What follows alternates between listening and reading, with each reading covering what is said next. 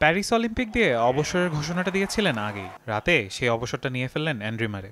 ছেলেদের দ্বৈত ইভেন্টে কোয়ার্টার ফাইনালে যুক্তরাষ্ট্রের টেলর ফ্রিটজ ও টমি পল জুটির কাছে 6-2 6-4 গেমে হেরেছে গ্রেট ব্রিটেনের মারে ও ড্যান ইভান্স জুটি। এর আগে চোটের কারণে অলিম্পিকের একক ইভেন্ট থেকে নিজেকে প্রত্যাহার করে নেন মারে। ফলে দ্বৈত ইভেন্টে হারের মধ্যে দিয়ে শেষ হলো মারের ক্যারিয়ার।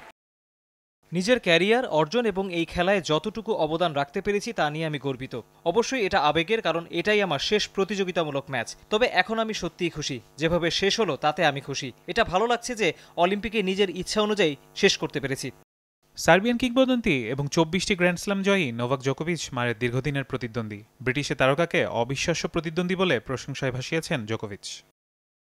টেনিসে সেরা যোদ্ধাদের একজন। আমি নিশ্চিত তার লড়াই করার চেতনা অনেক প্রজন্মকেই প্রেরণা যোগাবে। 2023 সালে উইম্বলডন এককে জোকোভিচকে হারিয়েই ব্রিটিশদের 77 বছরের অপেক্ষা ঘুচিয়েছিলেন মারে। সে সময় উইম্বলডনে ছেলেদের এককে মারেই ছিলেন প্রথম ব্রিটিশ চ্যাম্পিয়ন। 2012 সালে জিতেছিলেন ইউএস ওপেন। 2016 সালে আবারও উইম্বলডন জেতেন মারে। 2012 লন্ডন অলিম্পিকে রজার ফেদেরারকে হারিয়ে সোনাও জেতেন মারে। 4 বছর পর রিও অলিম্পিকে হুয়ান মার্টিন দেল পোত্রোকে হারিয়ে ছেলে ও মেয়েদের ইভেন্ট মিলিয়ে প্রথম খেলোয়াড় হিসেবে অলিম্পিকের একক ইভেন্টে 2টি সোনা জয়ের কীর্তি গড়েন। সব মিলিয়ে ক্যারিয়ারে 46টি শিরোপা জিতেছেন তিনি। প্রাইজ মানি হিসেবে আয় করেছেন $6,50,00,000। সাম্প্রতিক বছরগুলোই চোটে জর্জরিত ছিলেন। 2019 সাল থেকে কোমরে মেটাল হিপ নিয়ে খেলেছেন। এ বছরের শুরুতে চোট পান অ্যাঙ্কেলও। এরপর অস্ত্রোপচার করিয়ে অপসারণ করেছেন মেরুদণ্ডের সিস্ট, যে কারণে খেলতে পারেননি উইম্বলডনে। বিদায় বেলায় মারেকে প্রশংসায় ভাসিয়েছেন বর্তমান উইম্বলডন ও French Open champion Carlos Alcaraz.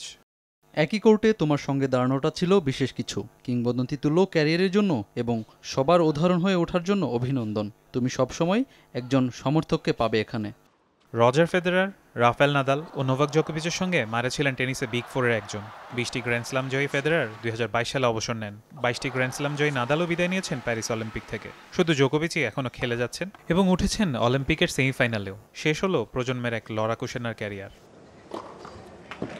Farhan Ishan, Jamuna sports.